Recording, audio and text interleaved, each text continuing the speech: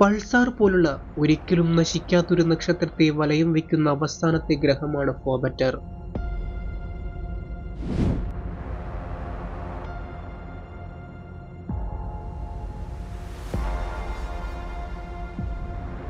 ഫോബറ്റർ എന്ന ഗ്രഹവും ബാക്കി ഇതേ പൾസാറിനെ തന്നെ ചുറ്റുന്ന മറ്റ് ഗ്രഹങ്ങളായ പോട്ടോർജിസ്റ്റും ഡ്രാഗനെ പോലെയൊക്കെ തന്നെ അതിന്റെ നക്ഷത്രത്തിൽ നിന്നും പുറപ്പെടുന്ന ശക്തമായ റേഡിയോ ബീമുകൾ ഏറ്റ് സ്വയം നശിച്ചുകൊണ്ടിരിക്കുകയാണ്.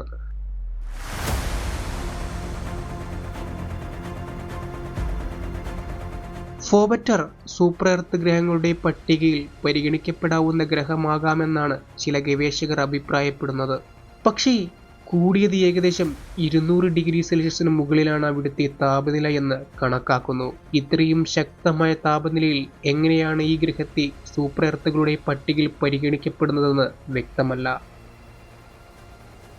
ഭൂമിയേക്കാൾ 3 ഇരട്ടിയോളം വലിപ്പവും മാസും ഈ ഗ്രഹത്തിനുണ്ട്. ഒരു സൂപ്പർനോവ സംഭവിച്ചതിനു ശേഷം രൂപമെടുത്തതാണെങ്കിൽ കൂടിയും ഈ ഗ്രഹങ്ങൾ പ്രപഞ്ചത്തിൽ രൂപമെടുത്തിട്ട് ഏകദേശം 1 ബില്യൺ വർഷങ്ങളായി എന്ന് കണക്കാക്കുന്നു.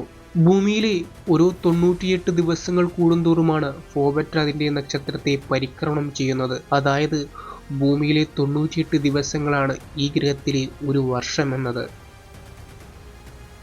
ഇനി ഒരു വിഭാഗം ശാസ്ത്രജ്ഞർ പറയുന്നത് പോലെ തന്നെ ഈയൊരു ഗ്രഹം സൂപ്പർ എർത്ത് ഗ്രഹങ്ങളുടെ പട്ടികയിൽ നിലനിൽക്കുകയാണെങ്കിൽ ഒരുപക്ഷെ അവിടെ ജീവൻ നിലനിൽക്കുന്നുണ്ടാകുമോ?